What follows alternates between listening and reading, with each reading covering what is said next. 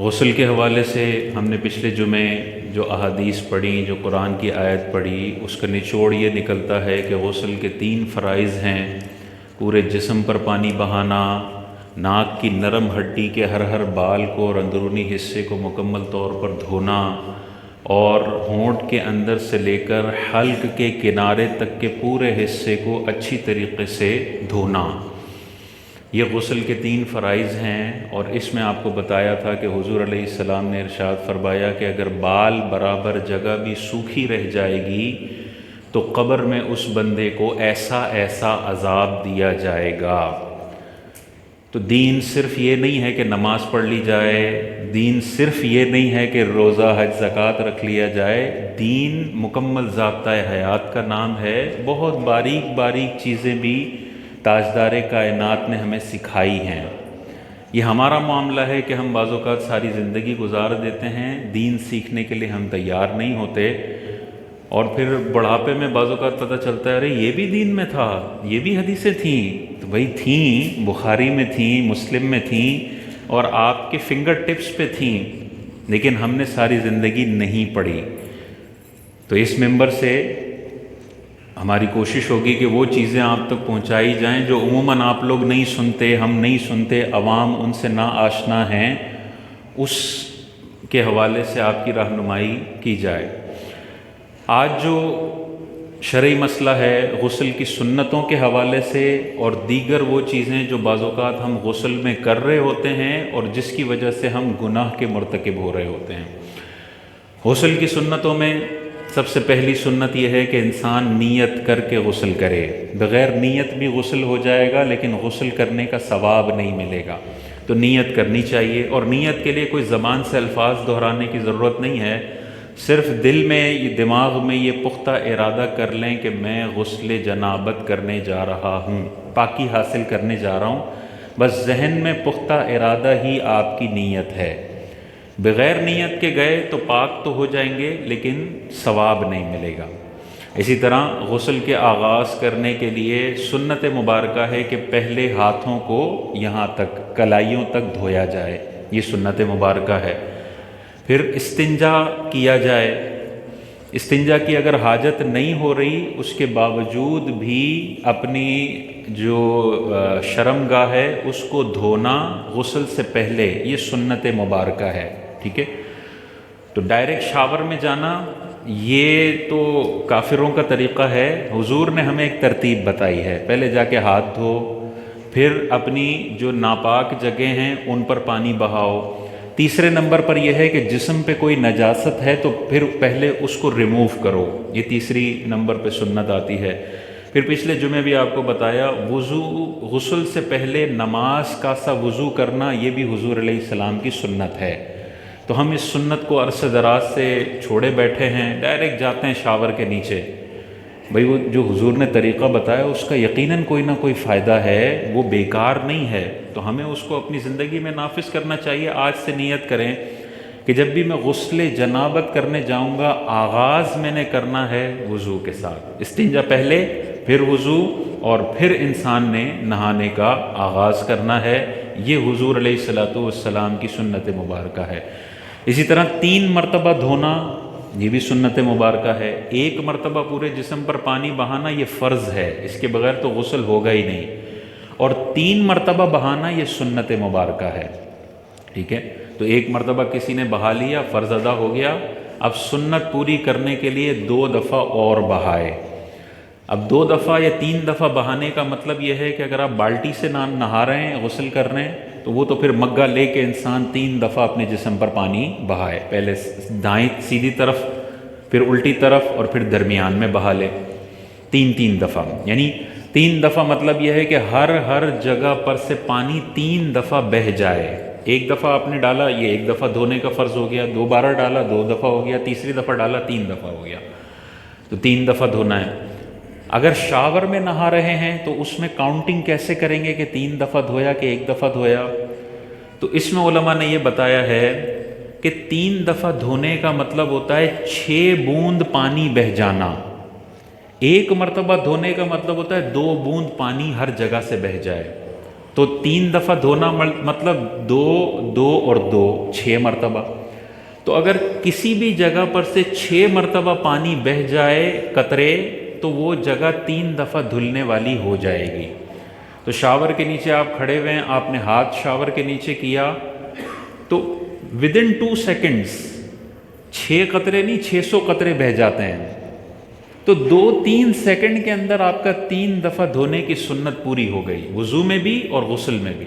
بعض اوقات لوگ نفسیاتی مریض بنے ہوئے ہوتے ہیں، بیسن کا نلکا کھولا اور ان کا 3 مرتبہ ہی پورا نہیں ہو رہا، پہلے یوں کر کے ہاتھ دھو لیا. اب نلکے کے اندر جب پانی بہہ رہا ہے تو جب آپ یوں کریں گے تو ایک ہی مرتبہ میں 3 دفعہ نہیں 30 دفعہ دھل گیا.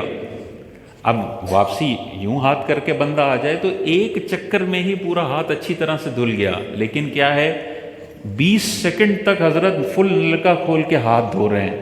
یہ 3 دفعہ نہیں، یہ 3000 دفعہ دھو دیا ہم نے ہاتھ، ہزاروں قطرے بہا دیے. شریعت نے کہا تھا ہر بال پر سے 6 قطرے بہنے چاہیے. تو اب یہ جو بعضوں کا 3 کی سنت کو پورا کرنے کے لیے ہم ہزاروں قطرے پانی ضائع کر رہے ہوتے ہیں اور تھر کے بچوں کو پانی میسر نہیں ہوتا، یہ اسراف ہے. اس پر ایک ایک قطرے پر قیامت کے دن حساب دینا پڑے گا. تو کسی کو اگر فری میں ٹنکی اویلیبل ہے اور وہ فل نلکا کھول سکتا ہے تو یہ نہ سوچے کہ میرے پاس تو کثیر پانی ہے تو آج کھل کے غسل کرتے ہیں، آج کھل کے وضو کرتے ہیں فل نلکا کھول کے. اگر آدھے نلکے سے بھی اس کا زبردست غسل اور وضو ہو سکتا ہے تو پھر پورا نلکا کھولنا جس کی وجہ سے بہت سارا پانی ضائع ہو رہا ہے، اس کی کیا ضرورت ہے؟ تو اس حوالے سے غور کرنا چاہیے. شاور کے نیچے آپ کھڑے ہیں، ہر جگہ پر آپ بس 3-3 4-4 سیکنڈ 5-5 سیکنڈ کا ٹائم دے دیں، یہ آپ کی 3 دفعہ دھونے کی سنت پوری ہو گئی. آدھا گھنٹے تک شاور کھول کے بندہ کھڑا ہوا ہے. ایک تو یہ ہے کہ گرم پانی آ رہا ہے اور اس کو گرمی حاصل کرنی ہے، ٹھنڈ ہے بہت، تو گرمی سے یہ جسم کو نفع پہنچا رہا ہے، تب یہ اسراف میں نہیں آئے گا. یا بہت گرمی ہے اور یہ ٹھنڈے پانی سے نہا رہا ہے اور 15 منٹ تک نہا رہا ہے تو یہ بہت گرمی میں ٹھنڈک لینے کے لیے نہا رہا ہے. اور ایک یہ ہے کہ نہ ٹھنڈک کا فائدہ لے رہا ہے نہ گرم پانی کا فائدہ لے رہا ہے، بس ایک نفسیاتی اس کو مسئلہ ہے کہ یار پتہ نہیں دھلا ہوگا نہیں دھلا ہوگا. اور نل کا کھول کے حضرت پورا، بعضوں کا گیزر کا پانی ہوتا ہے جو 4 بندوں کے نہانے کا ہوتا ہے، ایک حضرت نے اپنی 3 دفعہ کی سنت پوری کرنے کے لیے سارا گرم پانی یوز کر لیا. اب ابا جی بعد میں جا رہے ہیں اور ان کو ٹھنڈا پانی مل رہا ہے. تو یہ تو آپ نے ابا جی کو مشکل میں ڈال دیا اتنے ٹھنڈے پانی سے نہلا کے اپنی 3 مرتبہ کی سنت پوری کرنے کے لیے، جو کہ آپ 300 مرتبہ پوری کر چکے ہیں. تو تھوڑا سا میچورٹی کا مظاہرہ کرنے کی ضرورت ہے. پانی کے حوالے سے ہم بعض اوقات بہت امیچور بیہیویئر دکھا رہے ہوتے ہیں. بڑے بڑے لوگوں کو میں نے دیکھا ہے ویسے بڑی احتیاط، کپڑوں کی بڑی احتیاط، سلوٹیں نہ ہوں، بڑا نزاکت کے ساتھ بیٹھنا اٹھنا، لیکن نل کا تو دھڑام کر کے یوں کھولیں گے. اور حضرت پھر فون پہ بھی اب لگے ہوئے ہیں تو نل کا کھلا ہوا ہے، مسا کر رہے ہیں تو بھی نل کا کھلا ہوا ہے. بھائی مسا کر رہے ہیں تو آپ نے 4 سیکنڈ 6 سیکنڈ تک کچھ بھی نہیں کرنا، تو نل کا کیوں کھلا ہوا ہے؟ تو غور کرنا چاہیے بھائی 6 سیکنڈ میں اگر نل کا کھلا ہوا ہے تو کتنی 1.5 لیٹر کی بوتلیں اس میں بھری جا سکتی ہیں. وہ سارا پانی قیامت کے دن حساب دینا پڑے گا. اس حوالے سے تھوڑا سا ہمیں غور کرنا چاہیے. تو 3 مرتبہ دھونا سنت ہے. اسی طرح حضور علیہ الصلوۃ والسلام کی یہ سنت مبارکہ ہے کہ دوران غسل انسان کو قبلے کی طرف منہ نہیں کرنا چاہیے. یہ سنت مبارکہ ہے. ہو بھی جائے تو گناہ نہیں ہے، لیکن برہنہ حالت کے اندر قبلے کی طرف منہ کرنا یہ ادب کے خلاف ہے. دیکھیں نا، استنجا کرنے کے حوالے سے تو حضور نے واضح حدیث فرمائی کہ تم نہ اپنا چہرہ قبلے کی طرف رکھو نہ اپنی پیٹھ قبلے کی طرف رکھو جب تم استنجا کر رہے ہو، تو وہ تو حرام ہے. اسی سے علماء نے مسئلہ نکالا کہ جب برہنہ حالت میں انسان ہوتا ہے تو قبلے کی طرف منہ کرنا خلاف ادب ہے. اسی لیے استنجا کے وقت حرام فرمایا کہ تمہارا منہ بھی کعبے کی طرف نہیں ہونا چاہیے اور تمہارا WC ایسی نہیں ہونی چاہیے کہ تمہاری پیٹھ قبلے کی طرف ہو رہی ہو. تو نہانے میں اس حوالے سے خیال کرنا چاہیے. 3 سمتیں آپ کو پتہ ہیں کہ قبلہ اس طرف ہے تو بس 3 سمتوں میں گزارا کریں، اس طرف اپنے منہ کو نہ کریں، یہ بہتر ہے. چلا بھی جاتا ہے تو گناہ نہیں ہے لیکن بہتر ہے کہ نہ.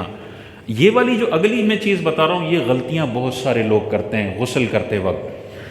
قبلہ رو تھوکنے کو حضور علیہ الصلوۃ والسلام نے منع فرمایا ہے۔ ایک مرتبہ قبلہ رو تھوک دیکھ لیا آقا علیہ الصلوۃ والسلام نے تو جلال میں تشریف لائے اور اپنے کپڑے کے کنارے سے اس تھوک کو صاف فرمایا، اور پھر فرمایا کہ قبلے کی طرف میں تھوک پھینکنے سے تو میں منع کرتا ہوں۔ ایک اور حدیث پاک میں حضور نے ارشاد فرمایا جو قبلے کی طرف تھوک پھینکتا ہے قیامت کے دن یہ تھوک اس کی دونوں نگاہوں کے درمیان میں داغا جائے گا۔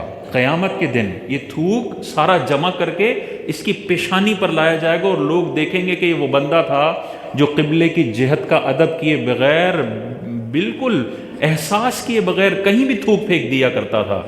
تو یہ حدیث اپنے ذہن میں رکھنی چاہیے، عذاب کی وعید ہے، اور حضور نے جلال کا اظہار فرمایا اور اپنے ہاتھ مبارک سے خود اس تھوک کو صاف فرمایا۔ تو قبلے کی ڈائریکشن کا ادب شریعت نے بڑا سکھایا ہے، ہمیں حضور نے بڑا سکھایا ہے۔ تو باتھ روم میں نہاتے وقت جدھر منہ ہے ادھر ہی تھوک پھینک دیا، اس حدیث کی خلاف ورزی ہو جائے گی۔ تو خیال رکھنا چاہیے، قبلے کی ڈائریکشن سب کو پتہ ہوتی ہے کدھر ہے، تو تھوک پھینکنے کی حاجت ہے تو ان 3 ڈائریکشنز کا انتخاب کریں جہاں قبلہ نہیں ہے۔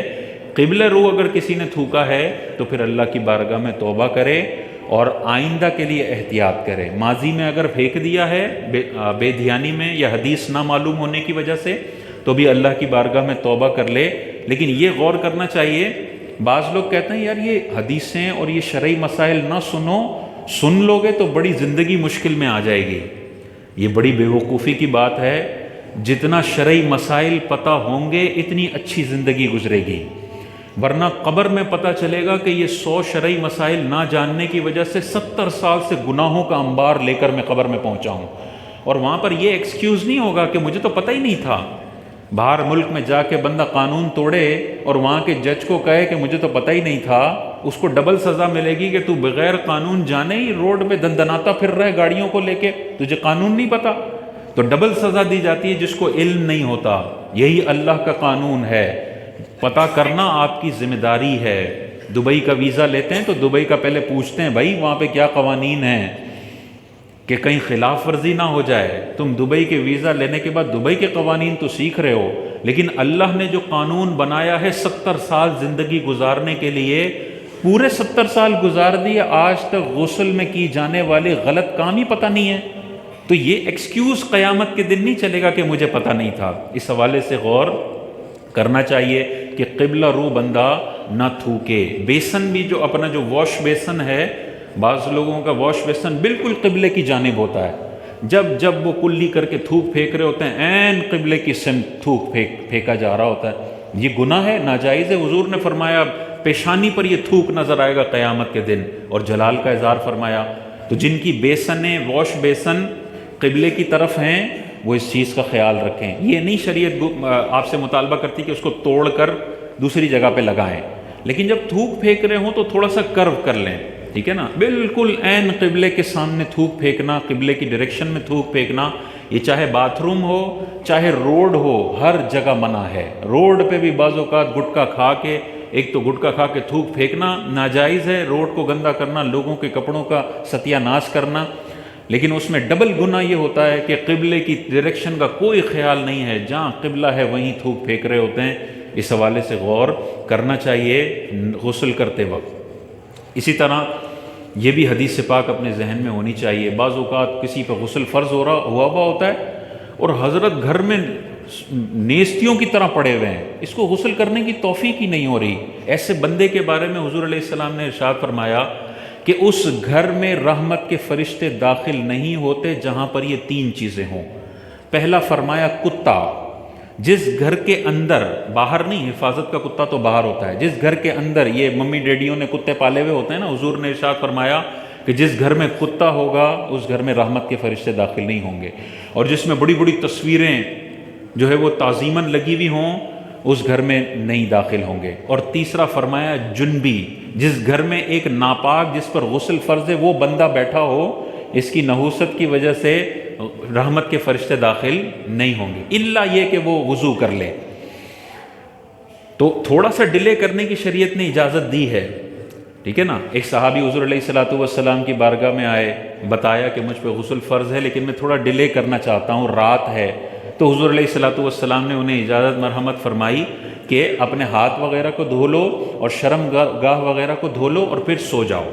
تو یہ رات کے حوالے سے اجازت ہے کہ اگر آپ سوئے ہوئے ہیں، مثال کے طور پہ رات میں غسل فرض ہوا ہے، عشاء پڑھ کے گئے تھے اور فجر میں ابھی کافی ٹائم ہے، تو یہ نہیں ہے کہ فوراً آپ نے غسل کرنے جانا ہے۔ آپ نہ بس نجاست والی جگہوں کو صاف کر لے، انسان پھر سونے چلا جائے، فجر سے پہلے اٹھ کے غسل کر لے، یہ ٹھیک ہے۔ لیکن وہ سویا اور فجر میں بھی سوتا رہا، اس حدیث کے تحت آئے گا کہ اس کی نحوست کی وجہ سے اب رحمت کے فرشتے گھر میں داخل نہیں ہو رہے۔ تو ناپاک اور جنبی شخص کا اس حوالے سے غور کرنا چاہیے۔ اسی طرح جنات کے اثرات ناپاک لوگوں پہ زیادہ ہوتے ہیں نسبتاً پاک کے، ٹھیک ہے نا، جو باوضو ہو، پاک ہو، اس پہ جنات کے اثرات نسبتاً کم ہوتے ہیں۔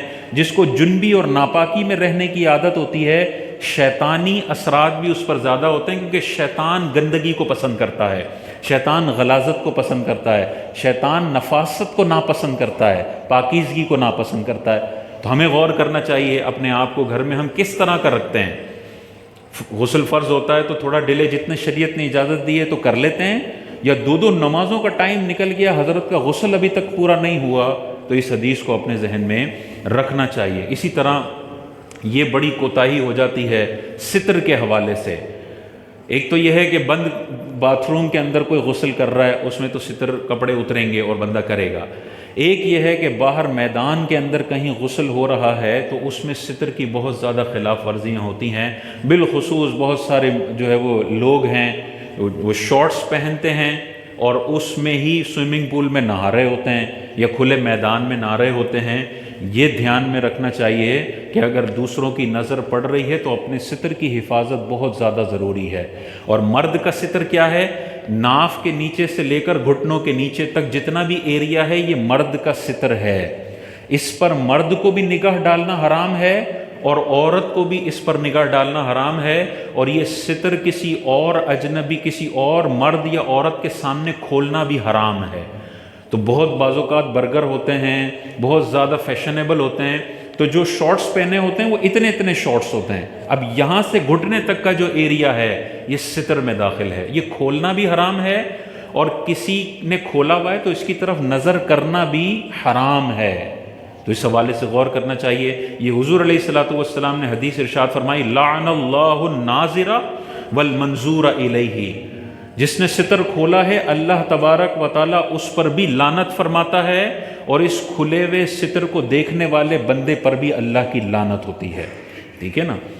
تو ستر کھولنا، اب سوئمنگ پول میں نہانے جانا ہے تو شارٹس اگر آپ پہنتے بھی ہیں کم از کم گھٹنوں کے نیچے تک کا تھوڑا ایریا کور ہونا چاہیے، بالکل عین گھٹنا بھی نہ ہو کہ جب وہ موو کرے گا تو گھٹنا ہو سکتا ہے جو شارٹس ہیں وہ اوپر ہو جائیں، گھٹنا نظر آنے لگ جائے، یہ ستر میں داخل ہے، اس کو چھپانا فرض ہے۔ تو شارٹس پہن سکتے ہیں لیکن وہ آدھی پنڈلی تک ہو یا پنڈلی سے تھوڑا اوپر ہو، بس ناف سے لے کے گھٹنوں کا نیچے تک کا ایریا مکمل طور پر چھپا ہوا ہونا یہ فرض ہے۔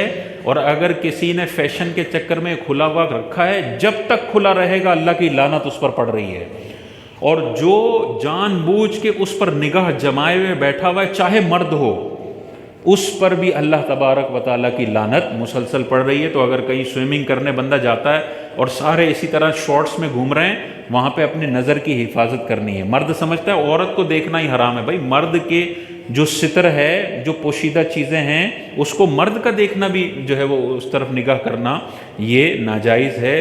اس حوالے سے غور کرنا چاہیے۔ آخر میں حالت جنابت میں کیا کیا چیزیں نہیں کر سکتے، جو ناپاک شخص ہے وہ کیا نہیں کر سکتا، یہ اصول بس چند ہیں، وہ ذہن میں رکھ لیں۔ ان کے علاوہ سب کچھ کر سکتا ہے، تو جو نہیں کر سکتا وہ پتہ ہوں گے تو پھر آپ کے ذہن میں کبھی بھی ڈاؤٹ نہیں آئے گا کہ میں یہ کر سکتا ہوں یا نہیں کر سکتا۔ آپ کا ذہن خود بتا دے گا یہ 4-5 چیزیں ہیں جو میں نہیں کر سکتا، اس کے علاوہ میں سب کچھ کر سکتا ہوں۔ وہ 4-5 چیزیں کیا ہیں؟ مسجد میں جانا جنبی شخص کے لیے یا مخصوص ایام میں کوئی خاتون ہیں، ان کو مسجد میں جانے کی بالکل بھی اجازت نہیں ہے۔ حضور علیہ السلام نے ارشاد فرمایا کہ میں جنبی اور حائضہ خاتون کے لیے مسجد کو حلال نہیں سمجھتا ہوں۔ یہ آپ کے نبی نے 1400 سال پہلے فرما دیا، آمنا صدقنا، ناپاک انسان جس پر غسل فرض ہے، خاتون ہیں، مسجد میں داخل نہیں ہو سکتی۔ تو عمرے وغیرہ میں خیال کرنے کی ضرورت ہے۔ بعض اوقات بہنوں کو مخصوص ایام ہوتے ہیں اور ابھی پہنچے ہی اور مخصوص ایام شروع ہو گئے اور وہ بعض اوقات 10 دن تک رہتے ہیں، تو اب صبر کرنا پڑے گا۔ اب بس صحن میں، باہر جو صحن ہے اس میں بیٹھ سکتے ہیں، لیکن مسجد نبوی کے دروازوں کو انٹر کرنا، ایک تو مین ڈور ہے، مین ڈور میں انٹر ہو سکتے ہیں جو صحن بنا ہوا ہے، روضہ مبارک کی زیارت بھی کر سکتے ہیں، لیکن مسجد کے دروازوں کے اندر انٹر ہونا یہ حرام ہے۔ اس طرح عمرے کے لیے خانہ کعبہ کے مسجد کے دروازوں کے اندر انٹر ہونا یہ منع ہے۔ باہر صحن میں بیٹھنا پڑے گا اور صبر کریں، اللہ تعالیٰ اس صبر پر آپ کو اجر عطا فرمائے گا۔ خواتین کو اجر، بعض اوقات وہ بڑی بے صبری کا مظاہرہ کرتی ہیں کہ 20 دن کا ٹور ہے، اب 10 دن میں مکے میں ہوں، اب میں کیسے ویٹ کروں، کیا کروں؟ تو بھائی بس عمرہ بھی اللہ نے سنت بنایا ہے اور مسجد میں جانے کو روکا بھی آپ کے نبی نے ہے، تو جب سنت کے لیے آپ کا اتنا دل بےتاب ہے تو ناجائز کو چھوڑنے کے لیے تو دل زیادہ بےتاب ہونا چاہیے۔ ایک سنت پر عمل کرنے کے لیے بندہ حضور کی نافرمانی کر بیٹھے، یہ کوئی عقل مندی والی بات نہیں ہے۔ 100 روپے کا فائدہ کرنے کے لیے لاکھ روپے کا نقصان کوئی بھی نہیں کرے گا، تو اس حوالے سے غور کرنا چاہیے۔ مسجد میں نہیں جا سکتے، حالت طواف میں کوئی، اعتکاف میں کوئی شخص ہے، اعتکاف میں ہے، پاک تھا، اچانک سے غسل فرض ہو گیا، رات کو سویا تھا، اس کے لیے بھی شریعت میں یہ ہے کہ ادھر ہی تیمم کرے اور فوراً مسجد سے باہر بھاگے، ٹھیک ہے نا؟ جیسے ہی آنکھ کھلتی ہے اور پتہ چلتا ہے احتلام ہو گیا، غسل فرض ہو گیا، وہ تو مسجد میں بیٹھا ہوا، اب کیا کرے؟ تو یہ نہیں ہے کہ فوراً مسجد سے باہر بھاگے، پہلے تیمم کر لے، تاکہ تیمم سے ایک پاکی حاصل ہو جائے گی، پھر مسجد میں چلے۔ کتنی احتیاط شریعت نے بتائی ہے کہ اگر اندر بیٹھے ہوئے ہو پھر بھی ناپاک ہو جاتے ہو تو بغیر تیمم کے نہ دوڑو، پہلے تیمم کرو، اور تیمم اس ماربل سے بھی ہو جاتا ہے، فوراً ہاتھ منہ پہ پھیرا، دوسرا ہاتھ لگا کے یوں کیا، تیمم ہو گیا، پھر بھاگے نہیں، مطلب آرام آرام سے جائے اور غسل کر کے پھر آئے۔ اتنی شریعت نے احتیاط کا کہا ہے۔ اور وہ جگہ جہاں پر ایک نماز 1 لاکھ کے برابر ہے، وہاں پر یہ گناہ کرنا علماء نے واضح طور پر لکھا، مکۃ المکرمہ کا ایک نیکی 1 لاکھ کے برابر ہے، تو وہاں کا ایک گناہ بھی 1 لاکھ کے برابر ہے۔ جب آپ کو جانے کا شوق ہے تو پھر قیودار کا خیال کرنا پڑے گا، ادب کا خیال کرنا پڑے گا۔ ایسا نہ ہو کہ تھوڑے سے نیک اعمال کے لیے بندہ جا رہے اور گناہوں کا انبار لے کر آ گیا اور کوئی فائدہ ہی نہیں ہوا۔ تو ادب آداب کا خیال رکھنا ہے۔ مکے کا ایک گناہ 1 لاکھ گناہ کے برابر ہے، اس حوالے سے غور کرنا چاہیے۔ مسجد میں نہیں جا سکتے، دوسرا طواف نہیں کر سکتے حالت ناپاکی میں، تیسرا قرآن کو چھو نہیں سکتے ہیں، ٹھیک ہے نا؟ قرآن کو چھونا یہ ناجائز ہے، اور چوتھا قرآن کی تلاوت نہیں کر سکتے۔ یہ 4 چیزیں ہیں جو حالت جنابت میں جو ناپاک شخص ہے، بے وضو نہیں، جو ناپاک ہے، جس پر غسل فرض ہے یا مخصوص ایام میں خاتون ہیں، مسجد میں نہیں جا سکتی، طواف نہیں کر سکتے، قرآن کو بلا حائل چھو نہیں سکتے، اور قرآن کی تلاوت نہیں کر سکتے۔ ہاں، قرآن کو رومال وغیرہ سے پکڑ کے کہیں رکھ دیا وہ ٹھیک ہے، لیکن براہ راست قرآن کو پکڑ لیا یا اپنے کپڑوں سے قرآن کو پکڑ لیا، یہ قرآن کو چھونا ناجائز ہے، قرآن کی تلاوت بھی ناجائز ہے۔ یہ 4 قسم کے کام ہیں جو ناپاکی کی حالت میں نہیں کر سکتے، باقی سب کچھ کر سکتے ہیں۔ اب باقی سب کچھ میں کیا ہے؟ بعض لوگ پوچھتے ہیں درود شریف پڑھ سکتے ہیں؟ ہاں پڑھ سکتے ہیں، بہتر ہے کہ انسان کلی کر کے درود شریف پڑھ لے۔ تو ناپاکی کی حالت میں ہے، غسل فرض ہے، کلی کر لیں، درود شریف پڑھ سکتے ہیں۔ اذان دے سکتے ہیں؟ دے سکتے ہیں، اگر مسجد سے باہر ہیں۔ مسجد کے اندر اذان دینی ہے تو اندر تو نہیں آ سکتے، تو باہر اذان کا جواب دے سکتے ہیں؟ بالکل دے سکتے ہیں۔ مخصوص ایام میں کوئی خاتون ہے وہ بھی اذان کا جواب دینا چاہیں بالکل دے سکتی ہیں۔ کوئی جنبی شخص ہے، ابھی غسل کرنے میں تھوڑا ٹائم ہے اور اذان ہو رہی ہے، اذان کا جواب بالکل دے سکتے ہیں۔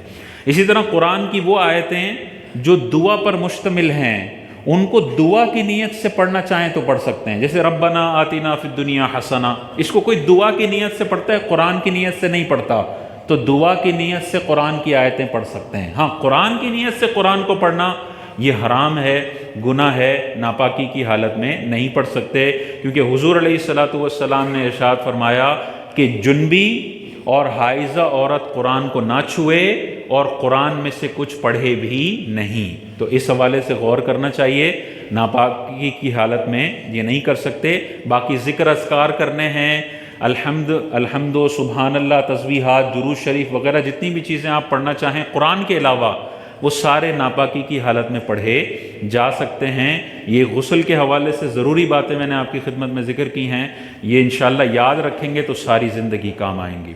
سورہ قیامہ کی جو آخری آیات رہ گئی ہیں اس پر پھر اپنے درس کو مکمل کر کے پھر بیان کو ختم کرتا ہوں۔ اگلی آیت جو پچھلی آیت میں تو ابو جہل کا ذکر تھا، جس میں 4 مرتبہ اس کے لیے خرابی کا ذکر تھا کہ اللہ تبارک و تعالیٰ نے ارشاد فرمایا تیرے لیے خرابی ہے، پھر تیرے لیے خرابی ہے، پھر تیرے لیے خرابی ہے، پھر تیرے لیے خرابی ہے۔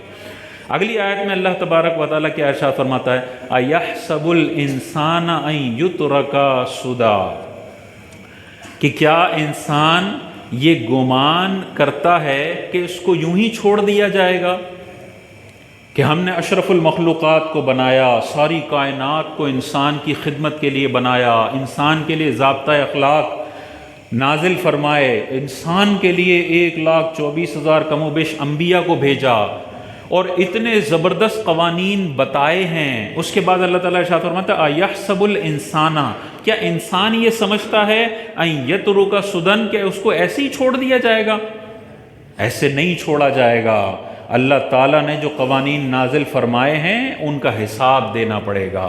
جو دنیا میں نافرمانیاں کی ہیں، ظلم کیے ہیں، جو اللہ کی حق تلفیاں کی ہیں، بندوں کی حق تلفیاں کی ہیں، ان سب کا حساب دینا پڑے گا۔ یہ اتنا آسان نہیں ہے کہ اللہ تبارک و تعالیٰ میدان محشر میں بس سب کو معاف فرما دے گا۔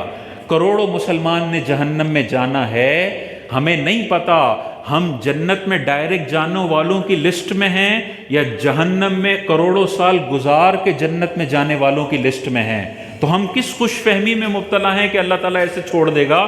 اللہ تعالیٰ قرآن میں فرماتا ہے یحسب الانسان، کیا انسان گمان کرتا ہے ان یترک سدًى، کہ کیا وہ اسے ایسے ہی چھوڑ دیا جائے گا؟ نہیں، پکڑ ہونی ہے۔ تو جو اللہ کی رحمت کا ناجائز یقین رکھتے ہیں کہ یار جو کرنا ہے کرو، اللہ غفور الرحیم ہے، وہ اس آیت پر غور کریں کہ اللہ تعالیٰ جھنجھوڑ کر مسلمانوں کو بتا رہا ہے کہ تم یہ غلط فہمی میں ہو کہ تم کو ایسے ہی چھوڑ دیا جائے گا۔ ہر ظالم سے مظلوم کا حساب لیا جائے گا۔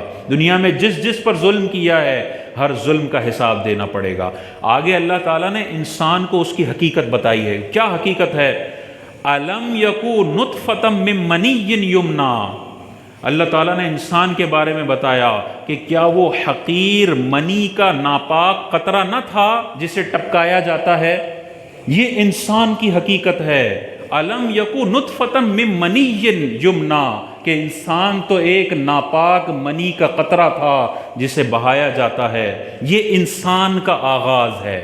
آج جو اکڑ کے چلتا ہے، ہٹو بچوں کے ساتھ چلتا ہے، اپنے پیونوں کو مسل کے رکھ دیتا ہے جیسے یہ کیڑے مکوڑے ہوں، گاڑی والے اسکوٹر والوں کو بالکل حقارت کی نگاہوں سے دیکھتے ہیں، جو 5,000 کا سوٹ پہن لے وہ 500 کے پھٹے ہوئے سوٹ والوں کی طرف نگاہ ڈالنے کو پسند نہیں کرتا ہے، ہاتھ بھی ملاتا ہے تو بڑی بیزاریت سے ملاتا ہے۔ یہ تیرا ہٹو بچو، یہ تیری اکڑ اور یہ تیرا سینے کا چوڑا پن، اللہ تعالیٰ ارشاد فرماتا ہے اپنی ابتدا کو دیکھ، تو ایک ناپاک قطرے سے پیدا ہوا ہے، اور سائنس ہمیں بتاتی ہے منی کے ایک قطرے کے کروڑویں حصے کے ایک حصے سے انسان پیدا ہوا ہے۔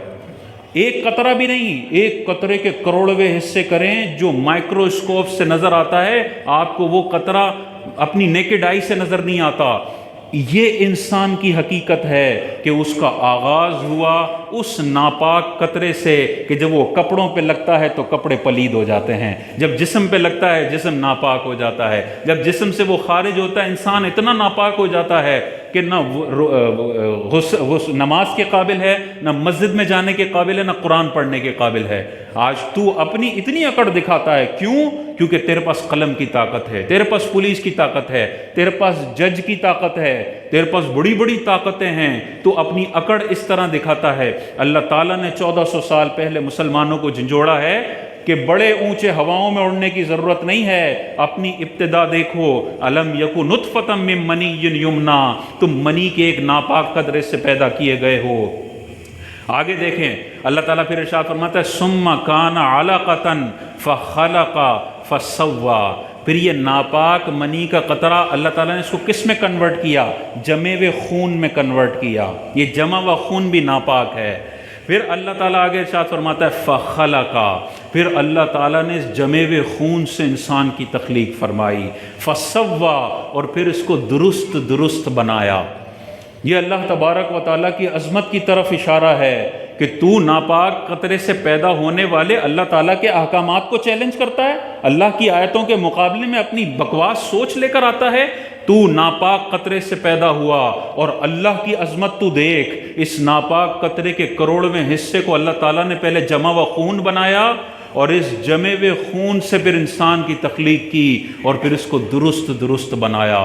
آپ دیکھیں جب بچہ پیدا ہوتا ہے عقل حیران رہ جاتی ہے کہ اللہ تعالیٰ نے 9 مہینے میں ایک قطرے کے کروڑویں حصے کو کیسی خوبصورت شکل میں پیدا فرمایا ہے۔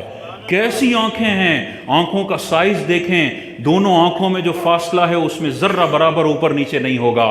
کانوں اور آنکھوں کے درمیان جو فاصلہ ہے اس فاصلے کو آپ ناپ کر دیکھیں 0.001% کا فاصلہ نہیں ہوگا۔ نتنوں کی گولائی کا فاصلہ دیکھیں، آپ اس کو ناپیں، دونوں نتنوں کی گولائی بالکل برابر ہوگی۔ کانوں کا فاصلہ دیکھیں، کانوں کا سائز دیکھیں، انچ ٹیپ سے ناپیں، آپ کا عقل حیران رہ جائے گی، انچ ٹیپ سے ناپنے پر بھی کان بالکل دونوں سیم محسوس ہوں گے۔ انگلیوں کے پورے دیکھیں، انگلیوں کے پورے اللہ تعالیٰ نے کیسے بنائے ہیں۔ 7 ارب انسان ہیں لیکن ایک انگلی کا پورا ان 7 ارب سے انسان کو ڈسٹنگوش کر دیتا ہے۔ کیسی اللہ تعالیٰ کی قدرت ہے۔ اس کے مقابلے میں ایک ناپاک قطرے سے پیدا ہونے والا بدبخت یہ کہے کہ 4 شادیوں کا قانون غلط ہے، اللہ تعالیٰ نے ظلم کیا ہے، معاذ اللہ۔ یہ بدبخت اللہ تعالیٰ کی آیتوں کو چیلنج کرنے والا ہے۔ اللہ تعالیٰ نے قرآن میں بتا دیا، اپنی اوقات یاد رکھنا انسان کہ تم ناپاک قطرے سے پیدا کیے گئے ہو، اللہ تعالیٰ نے تم کو خوبصورت شکل میں ڈھالا ہے۔ یہ اللہ کا کرم ہے کہ اس نے نگاہیں دیکھنے والی آنکھیں ہمیں عطا فرمائی ہیں۔ وہ چاہتا اندھا پیدا فرما دیتا، وہ چاہتا بیرا پیدا فرما دیتا، وہ چاہتا گونگا پیدا فرما دیتا، اور بہت سارے لوگوں کو پیدا فرمایا بھی ہے تاکہ ہمیں پتہ چلے کہ اللہ تعالیٰ جس کو چاہتا ہے اسی کو درست پیدا فرماتا ہے، اور جس کو چاہتا ہے کوئی نہ کوئی خرابی کے ساتھ پیدا فرماتا ہے۔ اللہ نے ہمیں ساری نعمتیں دے کر آزمایا، اور جن کو نعمتیں نہیں دی ہیں ان سے نعمتیں لے کر آزمایا کہ میں آنکھیں نہیں دے رہا ہوں، دیکھتا ہوں یہ بندہ میری ناشکری کرتا ہے یا میرا شکر ادا کرتا ہے، اور اس بندے کو میں آنکھیں دے رہا ہوں، میں دیکھتا ہوں ان آنکھوں سے یہ کیا کارنامے سر انجام دیتا ہے۔ تو جس کو نہیں دیا وہ بھی اللہ کی حمد کرے، اللہ کا شکر کرے کہ ایک چیز نہیں دی، اللہ نے کروڑوں چیزیں اور دی ہیں۔ اور جس کو سب کچھ دے دیا ہے وہ غور کرے کہ میں ناپاک قطرہ تھا، اللہ تعالیٰ نے مجھے یہ خوبصورت جسم عطا فرمایا ہے، یہ خوبصورت ہر ایک چیز اللہ تعالیٰ نے مجھے عطا فرمائی ہے، یہ صرف اللہ تعالیٰ کا کرم ہے۔ اور اس کے باوجود بھی اللہ تعالیٰ کے احکامات کو پس پشت ڈالنے والا اور حدیثوں کو دیکھ کے ٹھٹے لگانے والا، ہنسی مذاق کرنے والا، علماء کے قرآن و حدیث کے بیانات کو سننے کے بعد ان پہ جملے کسنے والا، ان کی پیٹھ پیچھے غیبت کرنے والا، یہ قیامت کے دن بڑا پچھتائے گا کہ جب قرآن اور حدیث تجھے سنایا جا رہا تھا تیری عقل اتنی اونچی تھی کہ اس کے مقابلے میں تو اپنی عقل لاتا تھا، اپنی اصل کو دیکھ لے۔ اسی طرح سورہ مومنون میں اللہ تعالیٰ نے انسان کی پوری تخلیق کا جو ہے وہ ڈھانچہ بتایا ہے۔ اللہ تعالیٰ ارشاد فرماتا ہے ثم جعلناہ نطفۃ فی قرار مکین۔ اللہ تعالیٰ ارشاد فرماتا ہے پھر ہم نے اسے پانی کی ایک بوند بنایا اور اسے ایک قرار مکین میں ٹھہرایا، ایک ٹھہری ہوئی جگہ میں رکھا۔ یہ اللہ تعالیٰ نے ماں کے پیٹ کی طرف اشارہ کیا ہے کہ اس پانی کی بوند کے کروڑویں حصے کو قرار مکین میں اللہ تعالیٰ نے رکھا۔ کیسا اللہ تعالیٰ کا نظام ہے، پورا اندر باڈی کے ہر حصے کو پتہ ہے کہ کس طریقے سے بچے کی تخلیق کرنی ہے۔ یہ کس نے بتایا؟ یہ آپ کے رب اللہ تعالیٰ ارشاد فرماتا ہے ہم نے تخلیق کیا انسان کو، اس پانی کی بوند کو ماں کے پیٹ قرار مکین میں رکھا۔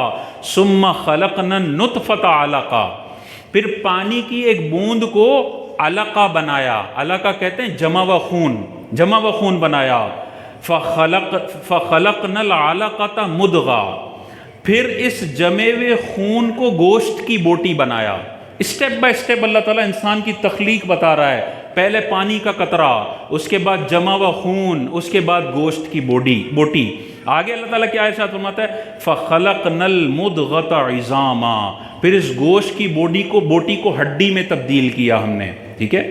اور آگے اللہ تعالیٰ ارشاد فرماتا ہے فَكَسَوْنَا الْعِظَامَ لَحْمًا، پھر اس ہڈی پر ہم نے گوشت کو پہنایا۔ کیسے الفاظ اللہ تعالیٰ نے استعمال فرمائے؟ فَكَسَوْنَا الْعِظَامَ لَحْمًا، اس ہڈی پر ہم نے گوشت کی پرت کو پہنایا۔ جیسے ہم کپڑے پہنتے ہیں نا، اللہ تعالیٰ نے کتنے خوبصورت انداز میں ہماری ہڈیوں پر گوشت کو چڑھایا ہے۔ جب گائے کو آپ ذبح کریں نا تو غور کیا کریں، دیکھا کریں کیسی ہڈیوں پر کہاں کہاں ڈیزائن سے گوشت اللہ تعالیٰ نے چڑھایا ہے۔ عقل حیران رہ جاتی ہے کہ اتنی باریک ہڈی کے اندر بھی ہلکی سی گوشت کی بوٹی ہے، وہ بھی کچھ نہ کچھ کام کرتی ہے۔ کانوں کے اندر کی یوٹیوب کی ویڈیوز دیکھیں، چھوٹی چھوٹی باریک ہڈیاں ہیں، ان کے پیچھے چھوٹی سی گوشت کی بوٹیاں ہیں۔ یہ کیسے اللہ تعالیٰ نے اس ہڈیوں پر گوشت کو پہنایا ہے، عقل حیران رہ جاتی ہے۔ ہم اپنے جسم کو اندرونی طور پر نہیں دیکھ سکتے، لیکن جب جانور آپ کے سامنے کٹ کے آئے، جب قصائی کاٹ رہا ہو تو دیکھا کریں یہ سارا اتنا اس طرح بکھر گیا ہے۔ اللہ تعالیٰ نے ایک چمڑے کے اندر ان سارے اعضاء کو کیسے جمع کر کے رکھا ہوا تھا۔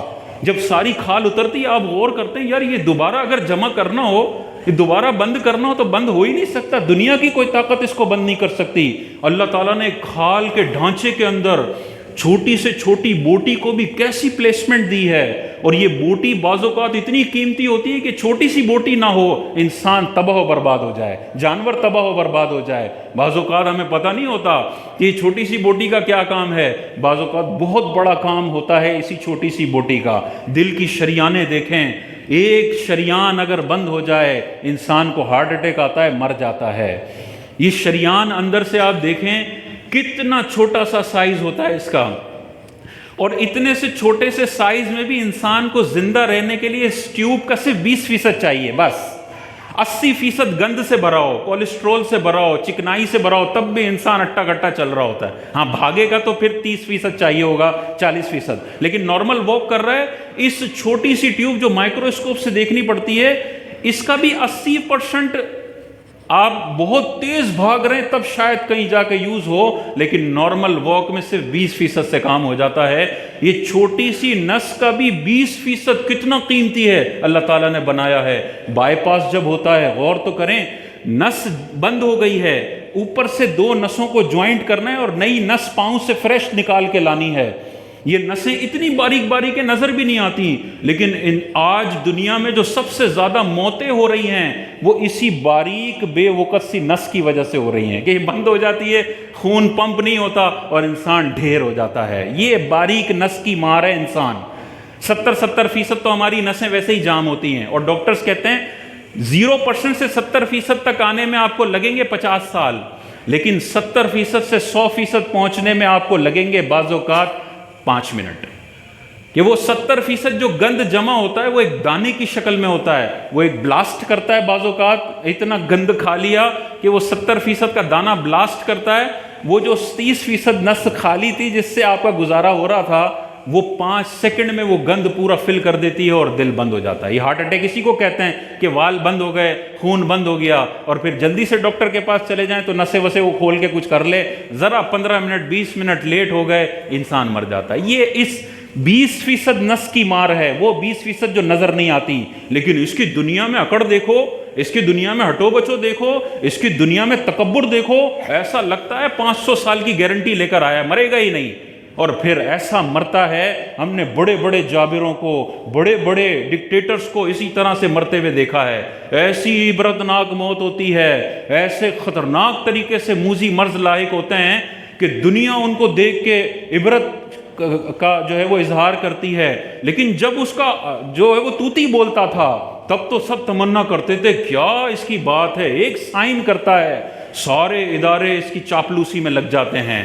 اس نے سائن کر کر کے جو تباہی مچائی ہے، اب اس کو مرنے کے بعد حساب دینا پڑے گا۔ تو اپنی جانوں پر بہت زیادہ اکڑنے کی ضرورت نہیں ہے، انسان بہت تھوڑی سی مار کی مار ہے، بس ذرا سا سر لگتا ہے، اندر خون جمع، یہ انسان چلا گیا۔ بڑے بڑے باڈی بلڈر آپ نے دیکھے ہوں گے، ایسے باڈی بلڈر، ایسے بڑے بڑے نام، اور عمر انتقال کب ہوا؟ 35 سال میں انتقال ہو گیا، 45 سال میں، 50 سال میں، ایسی بہترین ڈائٹ اور سب کچھ، ایسے اربوں پتی ختم ہو کر رہ گئے۔ انسان کو اپنی زندگی دیکھنی چاہیے۔ ناپاک قدرے سے پیدا ہوا، ساری زندگی پیٹ کے اندر نجاست لے کے انسان گھوم رہا ہوتا ہے، ہر جگہ پہ نجاست، اور پھر بھی اکڑ اس کی عروج پہ۔ اور مرنے کے بعد کا انجام دیکھیں کہ انسان جب مرتا ہے، پیدا ناپاک قطرے سے ہوا، ساری زندگی پیٹ میں نجاست لے کے گھومتا ہے، اور مرنے کے بعد کا تعفن انسان کا کیسا ہوتا ہے کہ ایک انسان اگر مر جائے اور 2-3 دن تک نہ دفنایا جائے،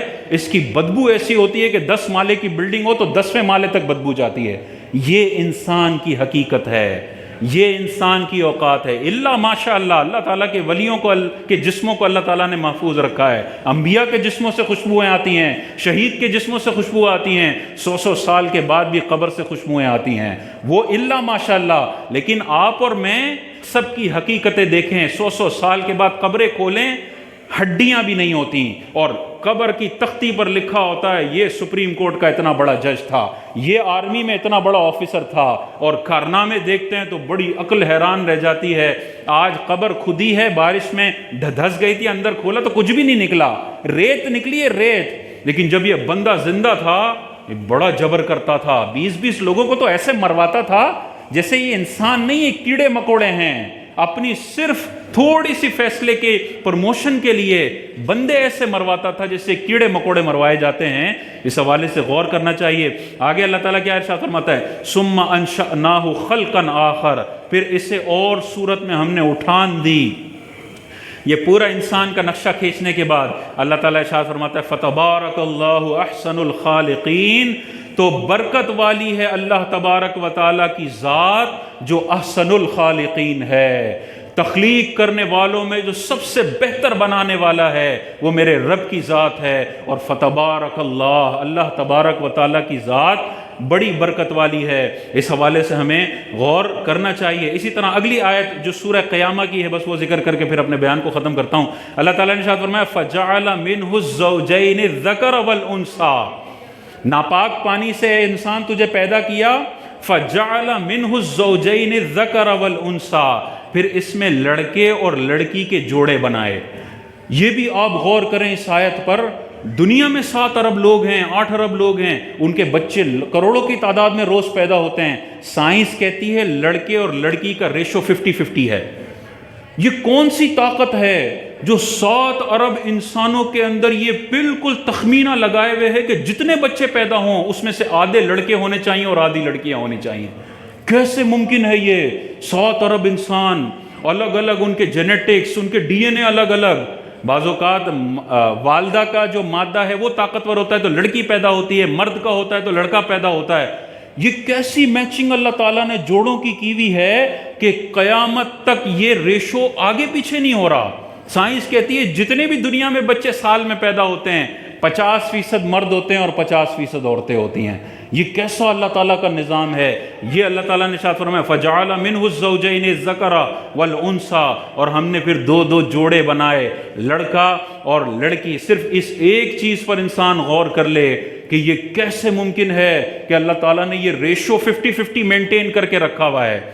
آج کل تو جو آرٹیفیشل طریقے سے بچے پیدا کرنے کا جو نظام ہے، سروگیسی جس کو ہم کہتے ہیں، اس میں تو یہ آپشن اویلیبل ہے کہ آپ کو بیٹا پیدا کرنا ہے یا بیٹی پیدا کرنی ہے۔ تو یہ تو سائنس اللہ تعالیٰ کی بنائی ہوئی فطرت سے کھیل رہی ہے، لیکن اللہ تعالیٰ نے جو فطرتی قانون بنایا ہے اس میں بیٹے اور بیٹیوں کا تناسب برابر ہے۔ کہیں پہ 12 بیٹیاں ہو جاتی ہیں تو کہیں پہ 17 بیٹے بھی ہو جاتے ہیں۔ یہ تو ہے کہ ایک فیملی کو ہو سکتا ہے بیٹے زیادہ ملیں، بیٹیاں زیادہ ملیں، لیکن دنیا کی پاپولیشن میں یہ ریشو 50-50 ہے۔ یہ آپ کے رب کی قدرت ہے کہ ایسے ڈی این ایز کو ملاتا ہے، شادیاں اربوں شادیاں ہو رہی ہیں، ان کی ایسے ڈی این اے کی میچنگ کرتا ہے کہ جب بچے پیدا ہوں تو 50% مرد ہونے چاہیے اور 50% خواتین ہونی چاہیے۔ یہ آیتیں اللہ تعالیٰ فرماتا ہے کہ اللہ کی آیتوں میں غور و فکر کرو۔ یہ غور و فکر اسی طرح سے ہوگا کہ ایک ایک آیت پر آپ سوچیں سائنسی اعتبار سے اس میں کیا خزانے پوشیدہ ہیں، انسان کی آخرت کے حوالے سے اس میں کیا خزانے پوشیدہ ہیں، انسان کی زندگی اچھے طریقے سے گزارنے کے حوالے سے اس میں کیا نکات پوشیدہ ہیں۔ پھر قرآن کا جو اصل فیض ہے وہ انسان کو حاصل ہوگا۔ یہ تبھی حاصل ہوگا جب قرآن پڑھنے کی انسان پریکٹس بنا لے، اور 3 آیتیں کم از کم روزانہ ترجمہ تفسیر کے ساتھ پڑھے۔ اتنے زبردست خزانے اللہ تعالیٰ نے اس میں چھپائے ہوئے ہیں کہ